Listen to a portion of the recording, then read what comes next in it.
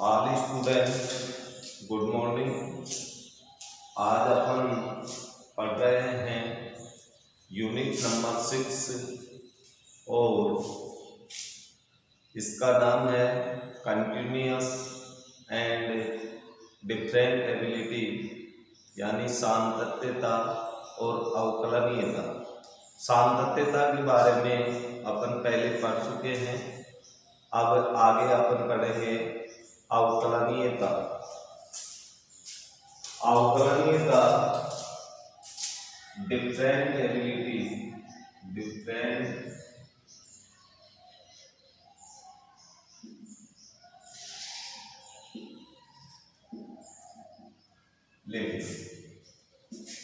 Different ability अर्थात अवकलनीयता।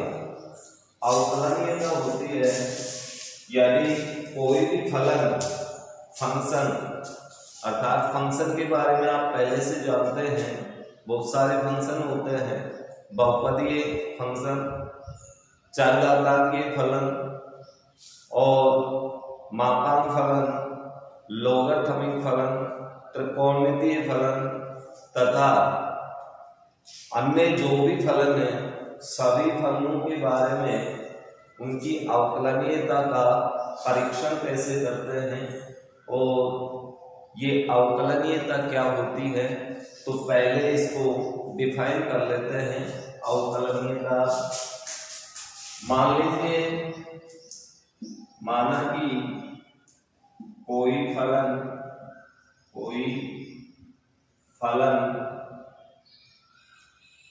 f के प्रांत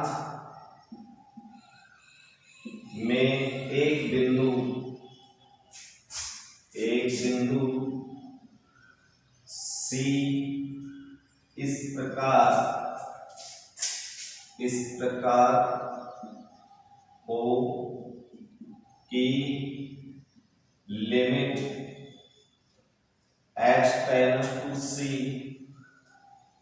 fx minus fc upon x minus c का मान एक परिमित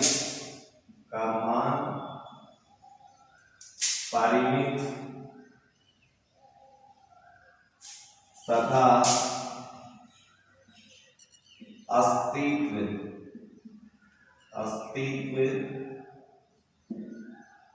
हो तो दिया हुआ function point x equal to C पर अवकलनीय कहलाता है।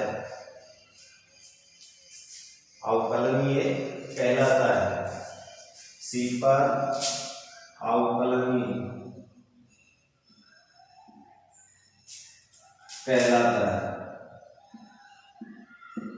ये इसकी डेफिनेशन है, अर्थात इसका अर्थ ये हुआ, यदि इस सीमा को ज्ञात कर लिया जाए तो दिया हुआ फलन x बराबर C पर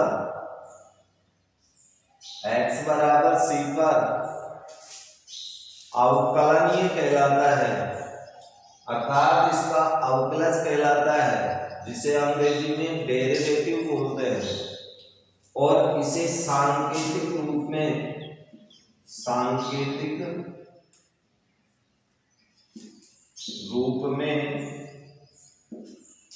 fc या फिर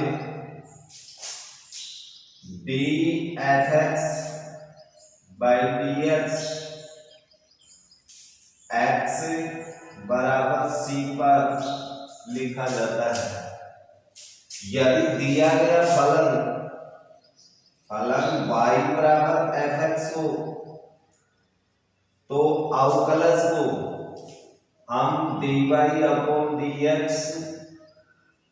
या फिर y डैश या फिर f डैश x के द्वारा व्यक्त करते हैं। यही अवकलन की परिभाषा है। ये अवकलन के संकेत हैं। यदि बिंदु सी दे रखा है तो एफ डैश सी या D F x upon D x के द्वारा व्यक्त करें। यदि फलन आपका ये दिया हुआ है तो अवकलज को हम dy अपॉन dx अर्थात y के x के सापेक्ष y का अवकलज या y डैश या f डैश x के द्वारा व्यक्त किया जाता है। लेकिन अवकलज भी दो प्रकार से ज्ञात करते हैं, बाईं ओर से एंड राइट हैंड की तरफ से। और ये दोनों अवकलज जब ज्ञात किए जाते हैं तो दोनों का ही अस्तित्व होना चाहिए, परिमित मान आना चाहिए और दोनों अवकलज बाएं अवकलज तथा दाएं अवकलज का मान बिल्कुल इक्वल होना चाहिए। तो दिया गया फलन उस बिंदु पर अवकलनीय कहलाता है। अब ये बाएं अवकलज तथा दाएं अवकलज को हम किस प्रकार से व्यक्त करते हैं, ये यहां पर देखते हैं। अर्थात बायां अवकलज को बायां अवकलज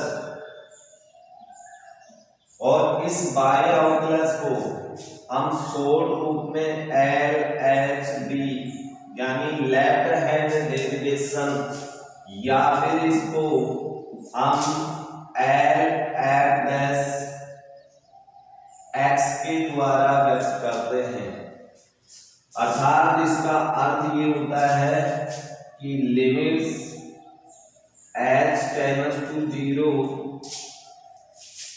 F C minus H minus F C, जहां बिंदु सी पर बायां अवकलज ज्ञात कर रहे हैं अपॉन एच। तो यहां पे x के स्थान पे आपको c लिखना पड़ेगा और यदि x रखोगे तो यहां भी c के स्थान पे x ही लिखना होगा। इसी तरह से दायां अवकलज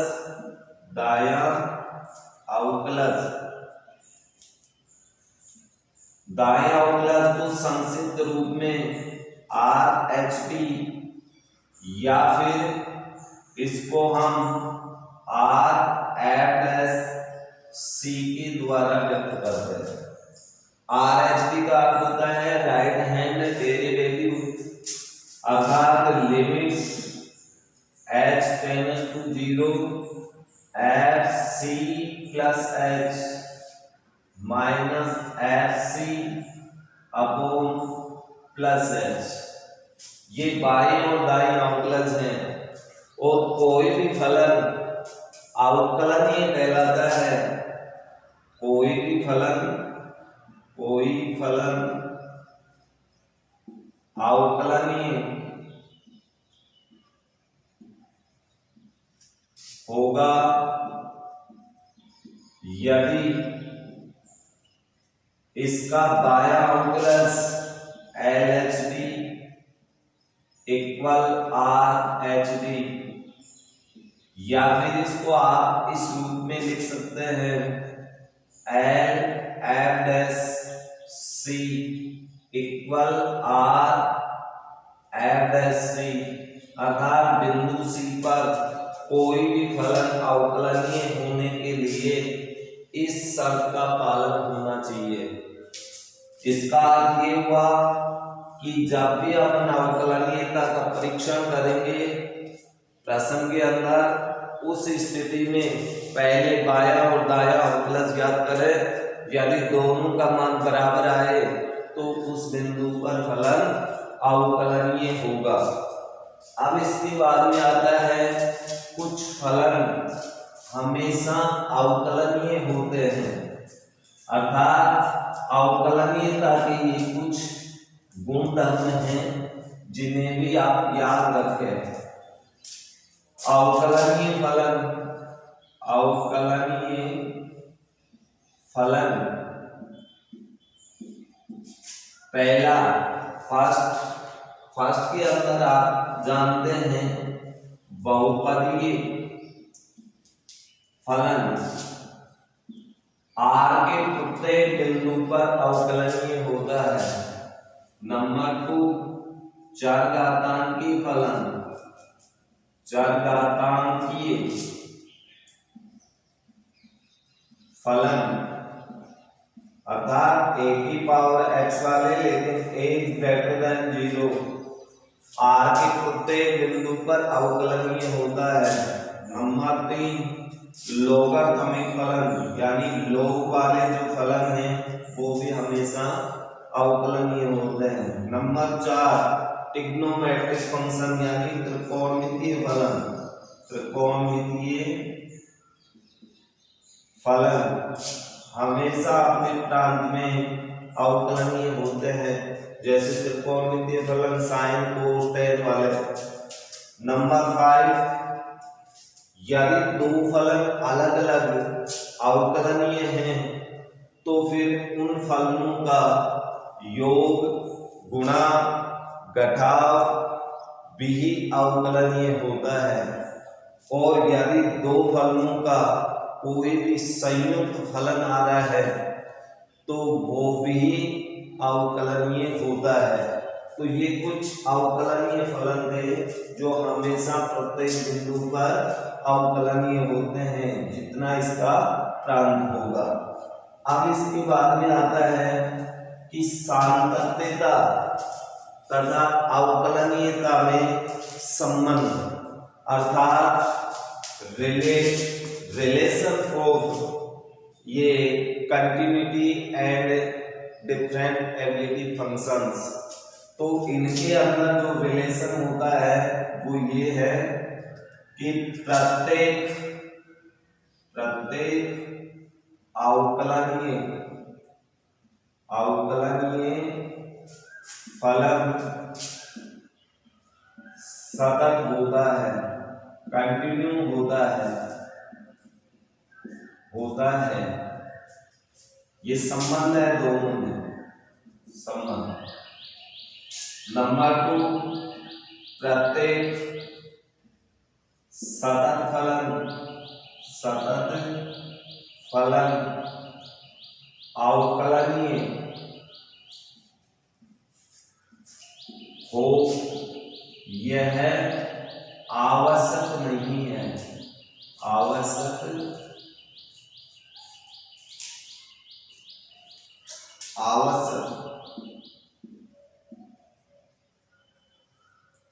नहीं है। अर्थात हो भी सकता है और नहीं भी हो। तो ये दोनों के अंदर रिलेशन था। अब आगे हम एग्जाम्पल्स के द्वारा अवकलनीयता का परीक्षण, अवकलनीयता की जांच करना अपन सीखेंगे। अवकलनीयता की जांच के लिए एक एग्जाम्पल है f(x) बराबर यदि x बराबर ये दिया हुआ फंक्शन सतत है, कंटिन्यू है, तो x इक्वल टू 0 पर अवकलनीयता की जांच।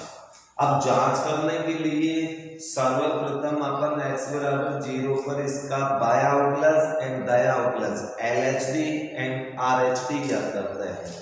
तो LHD हम जानते हैं limits h tends to 0 f 0 पे जांच कर रहे हैं तो x का मान 0 minus h upon minus f0 अर्थात x के स्थान पे c के स्थान पे आपको 0 रखना है अपॉन माइनस h। यहाँ पर अपन यदि लिमिट्स के अंदर मान निकालेंगे तो पहला क्रम देखिए 0 से छोटा है और 0 से छोटा होगा तो फलन ये होगा। x के स्थान पे की मान रखना है 0 minus h। 0 minus h means minus h, अर्थात ये अपने पास हो जाएगा माइनस h का होल स्क्वायर इनटू e की power minus 1/h minus e की power minus minus plus 1/h होगा अपॉन e की power minus 1/h plus e की power plus 1/h, minus minus गुणा होगा माइनस f0 अर्थात फलन का मान 0 हो, 0 हो तो मान 0 ही होगा, 0 अपॉन h। अब इसके बाद में limits f tends to 0 minus h square का वर्ग करेंगे तो ये प्लस में h स्क्वायर होगा। अब इसके बाद में आगे इसको हल करते हैं, e की पावर 1/s से इस अंश को बाहर को गुणा करें तो अपने पास यहाँ प्राप्त होगा e की पावर 0 अर्थात 1 माइनस e की पावर, ये अपने पास कितना होगा, या फिर आप ऐसा करना इसमें कि e की पावर माइनस 1/s से अंश में हर को मल्टीप्लाई करें, या e की पावर 1/h अंश में हर में से कॉमन है तो अपने पास e की पावर माइनस 2/h आएगा, या माइनस 1 अपॉन e की power minus 2/h plus 1 minus 0 इसका अस्तित्व नहीं है बटा माइनस h। अब यहाँ पर इसको यदि अपन हल करते हैं तो ये आएगा लिमिट्स h टेंड्स टू 0, एक h से h आपका कैंसिल हो गया तो ये प्राप्त हो गया माइनस h इंटू e की power minus 2/h minus 1 upon e की पावर माइनस 2/h प्लस 1। इसके पश्चात यदि इसमें सीमा प्रयोग करें तो सीमा प्रयोग करने से हमें प्राप्त होगा माइनस 0 इंटू सीमा प्रयोग करने से e की पावर इंफिनिटी, तो e की power minus infinity minus 1 upon e की पावर माइनस इंफिनिटी प्लस 1। और ये अपन जानते हैं 0 इंटू e की पावर माइनस इंफिनिटी मीन्स 1 होता है, 0 होता है, माइनस 1/0 प्लस 1 क्योंकि e की power minus infinity equal to 0 ये मान होता है। अब यदि इस मान को अपन 0 से मल्टीप्लाई करें तो हमें 0 ही प्राप्त होगा, ये अपना LHD आ गया। इसी प्रकार अपन RHD याद करेंगे, RHD याद करेंगे तो limits h tends to 0 f0 plus h minus f0 upon h, इसमें प्लस का h रहेगा, इसमें सिर्फ यही अंतर होता है, इसमें माइनस h बटे में होगा, इसमें प्लस h बटे में। आप उसी तरह से फलन होंगे 0 प्लस h में 0 से बड़े मानों के लिए और 0 से बड़े मानों के लिए यही फलन होगा। तो ये वाला मान इस फलन में रखना है x के स्थान पर।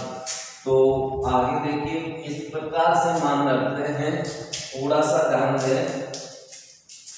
तो लिमिट्स h टेंड्स टू 0, अब इसमें मान रखेंगे तो ये आएगा अपने पास 0 माइनस h का होल स्क्वायर इनटू e की पावर 1/0 माइनस प्लस h,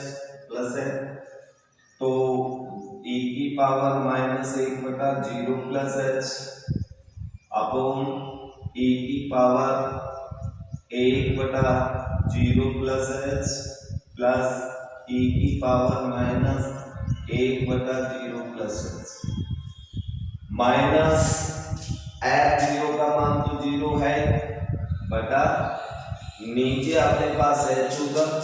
यदि इसको हल करें तो लिमिट्स h टेंड्स टू 0, इसको हल करने पर h स्क्वायर इनटू इसे हल करेंगे e की पावर 1/h माइनस e की पावर माइनस 1/h बटा यहाँ नीचे हल करेंगे e की पावर 1/h प्लस e की power minus 1/h। Minus 0 means 0 घटाने पर यही संख्या रहेगी बटा h। अब इससे हल करेंगे तो लिमिट्स एट टेंड्स टू 0, एक h से h कैंसिल हो गया, h इंटू आपके पास ये बचा। लेकिन इसके अंदर यदि e की पावर h से अंश में हर दोनों में भाग दिया जाए तो हमें प्राप्त होगा यहाँ 1, यहाँ e की पावर माइनस 2/h बटा 1 प्लस e की पावर माइनस 2/h। अब इसमें भी सीमा प्रयोग करते हैं, अर्थात h के स्थान पे 0 रखते हैं तो वो सीमा प्रयोग कहलाता है। और सीमा प्रयोग 0/0 या इन्फिनिटी या 0 की घात 0 रूप में नहीं आना चाहिए।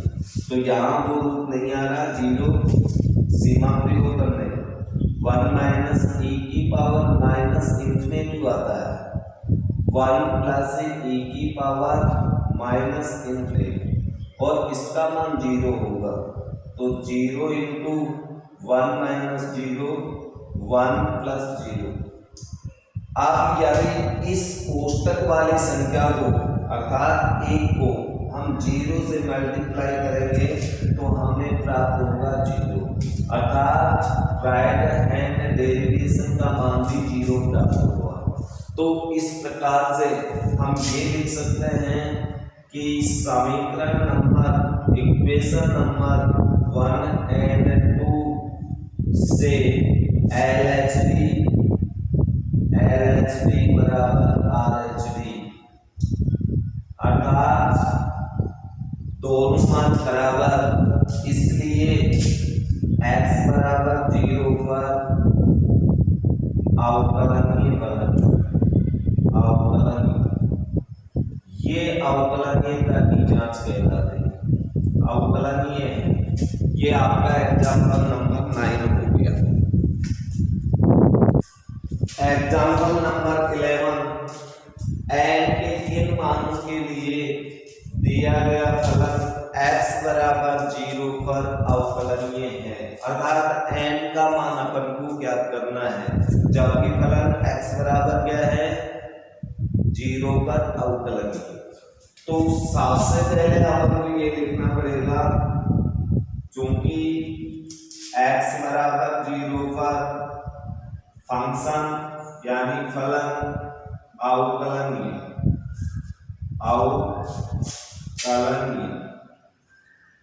है, इसलिए हम ये जानते हैं कि LHD बराबर RHD, क्योंकि अवकलनीय फलन है तो बाया अवकलक दाया अवकलक दोनों बराबर होंगे।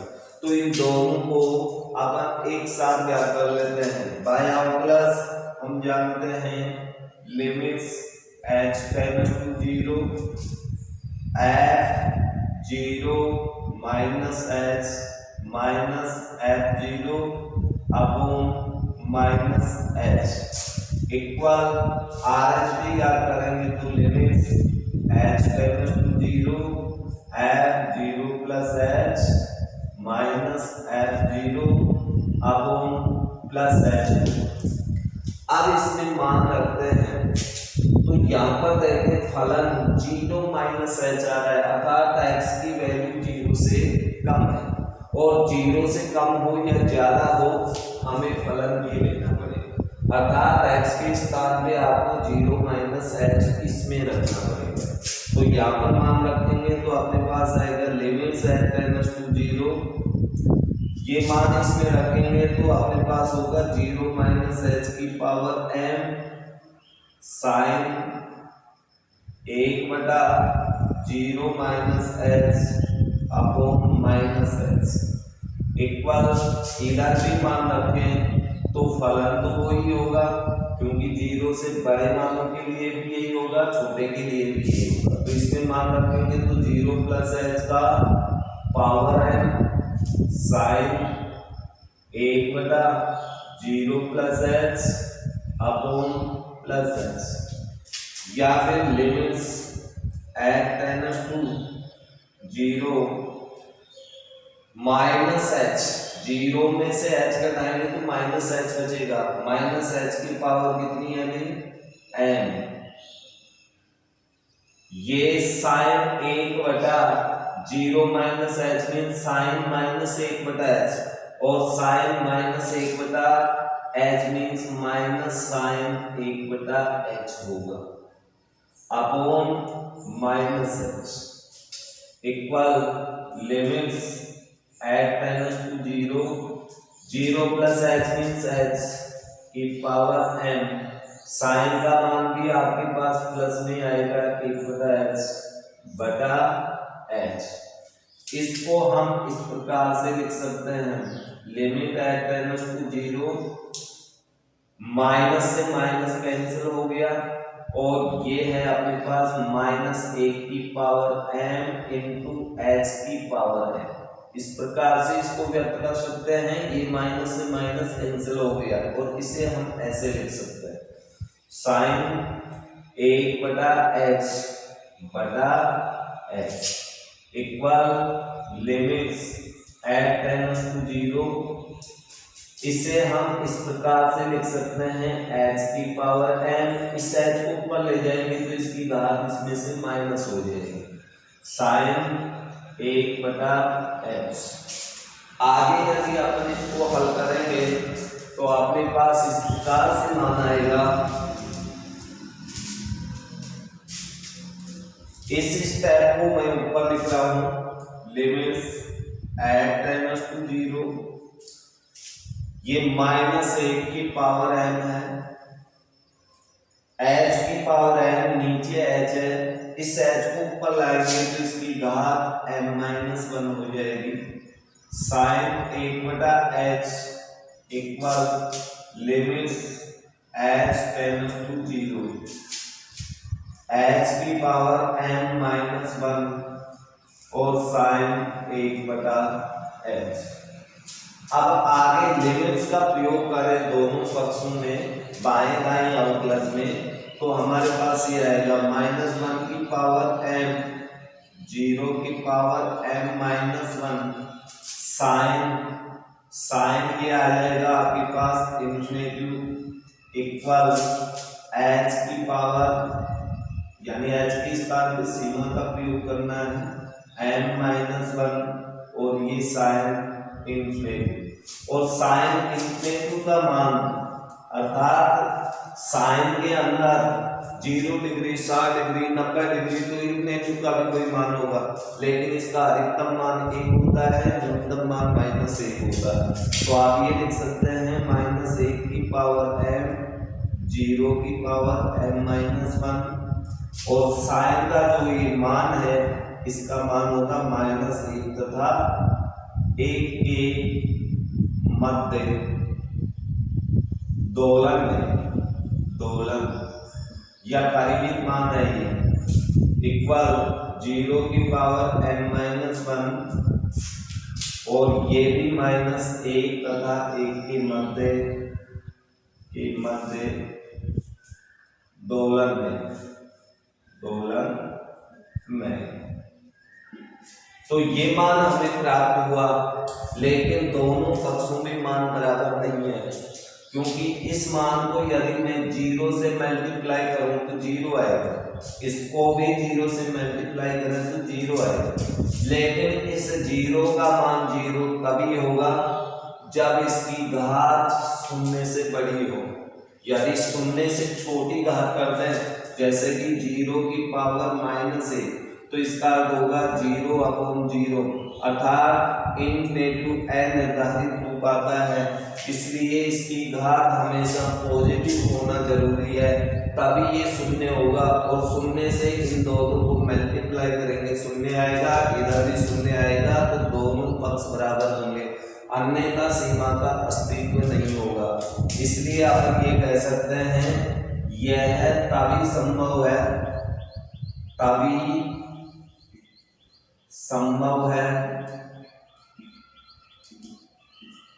जब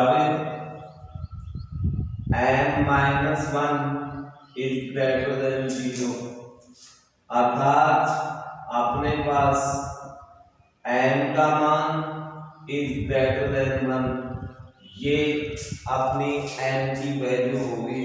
अर्थात n के मान जब 1 से बड़े होंगे तब ही दिया गया फलन x बराबर 0 पर अवकलनीय होगा।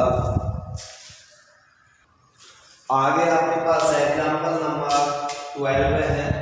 f(x) बराबर मापांक के पदों में आपको एक फलन दे रखा है, फंक्शन दे रखा है जो 1, 2, 3 पर कंटिन्यू है, सतत है। तो परीक्षण कीजिए कि x = 1, 2, 3 पर भी अवकलनीयता का परीक्षण करना है। तो परीक्षण करने से पूर्व में विद्यार्थियों, छात्र छात्राओं, सबसे पहले अपन को इन मोरलेस जो पद हैं इनका मान ज्ञात करना पड़ेगा। तो सबसे पहले ये आपको मैं समझा देता हूँ कि x - 1 मोड का अर्थ होता है कि वो 0 या 0 से बड़ा होता है, अर्थात धनात्मक होता है। इज ग्रेटर देन इक्वल, इससे वैल्यू ज्ञात करेंगे तो x से बराबर is greater than equal to 1। इसका अर्थ ये हुआ कि जब x का मान 1 और 1 से बड़ा होगा तो ये वाला पद धनात्मक होगा और यदि 1 से छोटा है तो ये ऋणात्मक। इसी तरह से इसका मापांक घटाएं तो x - 2 is greater than equal to 0, तो x is greater than equal to 0 अर्थात x का मान 2 या 2 से बड़ा हो तो ये वाला पद धनात्मक होगा और 2 से छोटा हो अर्थात 2 से लेस हो तो ये पद नेगेटिव होगा। इसके बाद में x - 3 का भी मोड है तो इसका अर्थ ये होगा अर्थात x is greater than equal to 3। जब x का मान 3 या 3 से बड़ा हो तो ये पद पॉजिटिव होगा और x का मान 3 से छोटा हो तो ये पद ऋणात्मक होगा, क्योंकि मापांक चिन्ह हटाते हैं तो 2 चिन्ह आते हैं प्लस और माइनस। तो इन्हीं के आधार पे 1, 2 और 3 के आधार पे इसे चिन्ह निर्धारित करते हैं तो f(x) फलन आपका इस प्रकार से बन जाएगा। पहला अपन ये लेते हैं जब x इज लेस देन 1 से छोटा और जो 1 से छोटा होगा 2, 3 से भी तो छोटा ही होगा, इसलिए सारे के सारे ऋणात्मक होंगे और सारे पदों को अपन ऋणात्मक करते हैं तो देखिए अपने पास मान क्या आएगा। अपने पास मान ये आएगा, पहला पद ऋणात्मक करेंगे तो x - 1, दूसरा ऋणात्मक करेंगे तो x - 2, तीसरे को ऋणात्मक करें तो 3x - 3। अब इसको यदि अपन हल करें तो -x + 1 कोष्टक खोलने पर 2x + 4 -3x + 9। कुल मिलाकर के अपन यहाँ देखें तो हमें 14 - 6x प्राप्त होता है। अर्थात जब x की वैल्यू ये होगी तो ये मान हमें प्राप्त होगा, यानी 14 - 6x। और जब अपने पास x का मान 1 या 1 से तो बड़ा हो, या तो 1 हो या 1 से बड़ा, लेकिन लेस देन 2 से छोटा, 1 या 1 से बड़ा होगा तो ये वाला पद पॉजिटिव होगा, लेकिन 2 से छोटा तो 3 से भी छोटा, अर्थात ये दोनों नेगेटिव होंगे। जब इसको अपन पॉजिटिव कर दें अर्थात इसको पॉजिटिव कर दिया, ये दोनों नेगेटिव, तो अपने पास यहाँ आएगा x - 1। अब इसको यदि अपन हल करते हैं तो अपने पास मान प्राप्त होंगे, प्लस में आपको कितना प्राप्त हुआ अंक देखिए -1 प्लस प्लस, तो ये आ गया 12 और 4 के अंदर माइनस के पार्ट हैं, 1 प्लस का है तो माइनस कितना बचा 4x, तो ये प्राप्त होगा 12 - 4x। अब इसके बाद में यदि x की वैल्यू 2 या 2 से तो बड़ी ले ली जाए लेकिन 3 से छोटी ले ली जाए तो केवल ये पद ऋणात्मक होगा, ये दोनों धनात्मक होंगे और जब पहले दोनों धनात्मक होंगे तो x minus 1 plus 2 into x minus 2, ये दोनों धनात्मक, ये धनात्मक x माइनस 3। इसको यदि अपन हल करते हैं तो x minus 1 plus 2x minus 4 minus 3x plus 9। तो यहाँ पर अपन देखें तो x के 3 मान पॉजिटिव और 3 ही नेगेटिव, तो x तो शून्य हो गया। अंक में देखें -5 और प्लस के 9, तो कितना बचा अपने पास? केवल मात्र 4 बचे, तो ये होगा 4, फलन का मान 4 होगा। अब इसके बाद में अपन लेते हैं यदि x की value is greater than equal to 3, 3 या 3 से बड़ी, तो इसका मतलब 1 से भी बड़ी, 2 से भी बड़ी, 3 से भी बड़ी, तो फिर सारे के सारे धनात्मक होंगे और सारे पदों को धनात्मक करेंगे तो हमें प्राप्त होगा 6x माइनस 14। तो इस प्रकार से आप मोड वाले फलनों को उनकी वैल्यू के अनुसार इस तरह से डिफाइन करें और इसके बाद आप इसकी अवकलनीयता की जांच करेंगे।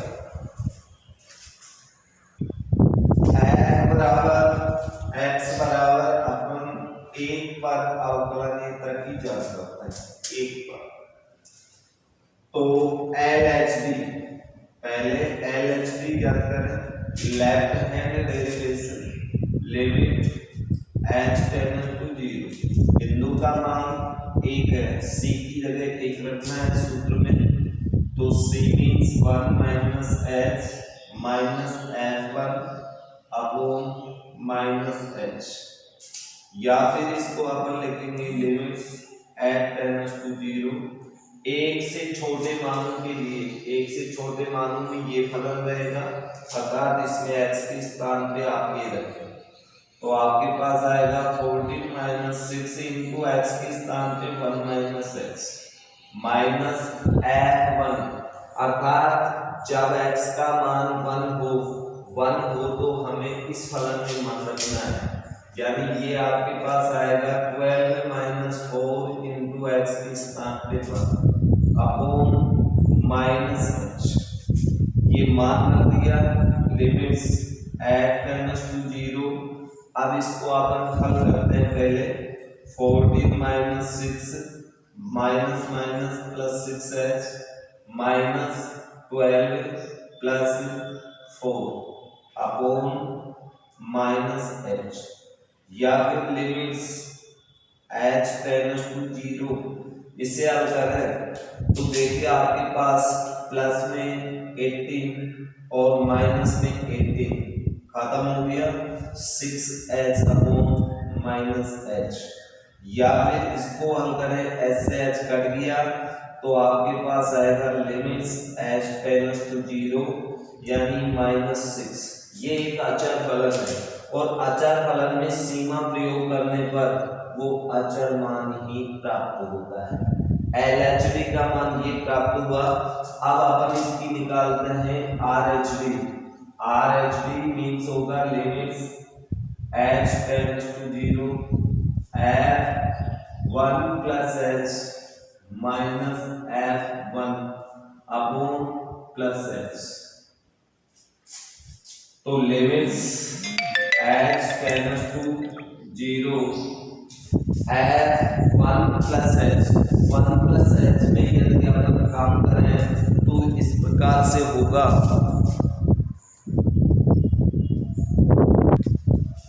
1 प्लस h यानी 1 से बड़े मानों के लिए, और 1 से बड़े मानों के लिए x की वैल्यू ये होगी, ये फलन। इस फलन में मान रखते हैं तो 12 माइनस 4 इंटू एक्स के स्थान पे 1 प्लस h, x के स्थान पे 1 plus h minus f1। f1 means यही फलन होगा, अर्थात आपका होगा 12 माइनस 4 अपॉन h। अब इसे भी हम करते हैं तो लिमिट्स है tends to 0 12 minus 4 plus 4h -12 plus 4 upon h बराबर limits eight tends to 0 minus का 12 प्लस का 12 cancel -4 plus 4 cancel 4h upon h। तो h से h भी कैंसिल हो गया तो लिमिट्स एट टेंड्स टू कितना आएगा 4। अर्थात सीमा प्रयोग करें तो अचर ही सीमा प्राप्त होगी यानी 4 प्राप्त हुई। अब यहाँ पर देखें LHD तथा RHD दोनों मान इक्वल नहीं है तो आप ये लिखेंगे इसलिए इधर लिख देता हूँ, इसलिए LHD does not equal RHD, ये दोनों बराबर नहीं है इसलिए x बराबर होगा fx। डिफरेंटिबिलिटी भी नहीं है, अवकलनीय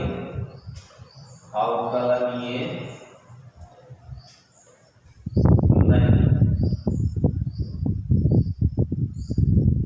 ये इस प्रकार से अपन इसकी जांच करते हैं। इसी तरह से x बराबर 2 पर अपन जांच करेंगे तो 2 पर भी अपन को वही LHD RHD को अपन L(f'(2) भी लिख सकते हैं अर्थात 2 पर बायां अवकलज R(f'(2)। इसका अर्थ ये होगा कि इन दोनों का मान निकाले, एक साथ भी निकाल सकते हो, चलो अलग अलग निकाल देते हैं।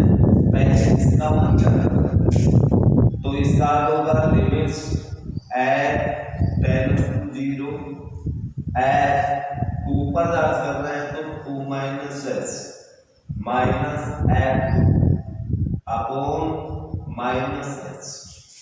अब इसमें मान रखना है limits eight tends to 0 2 minus h means 2 से छोटा मान और 2 से छोटे मानों के लिए फलन आपका ये होगा x की वैल्यू x से 2 से छोटा है तो इसमें मान रखना 12 minus 4 into 2 minus h minus f अर्थात x की वैल्यू 2 हो तो उसका मान होगा अपॉन माइनस h या लिमिट्स एट टेंड्स टू 0।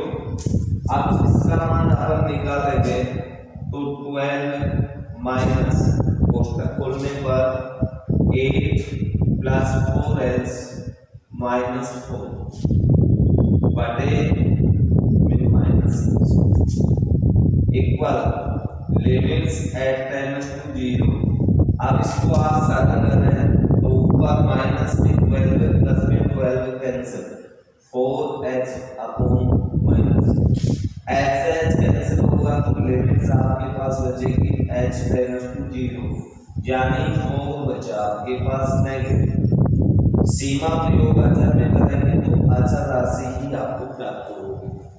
अब यानी इसका R(f'(2) क्या करें तो ये होगा limits h tends to 0 f2 plus h minus f2 upon plus इसका मतलब ये होगा कि 2 से बड़े फलन 2 से बड़ा x का मान तो 2 से बड़ा उस स्थिति में ये मान होगा यानी 4।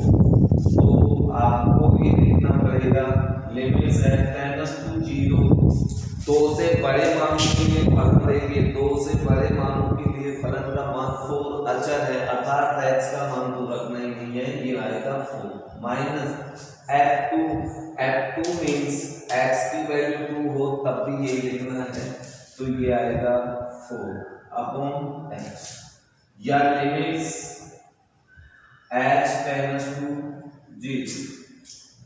जब 0 एट टेंड्स टू करेंगे तो ऊपर अपने पास 0 अपॉन h और 0 में किसी भी संख्या का भाग देंगे तो हमें 0 ही प्राप्त और अब इसमें सीमा प्रयोग करेंगे तो समझे। तो यहाँ पर हम देख रहे हैं कि f'(2) का मान -4 जबकि R(f'(2) का मान 0। बायां दायां अवकलज बराबर नहीं है तो आगे लिखेंगे इसलिए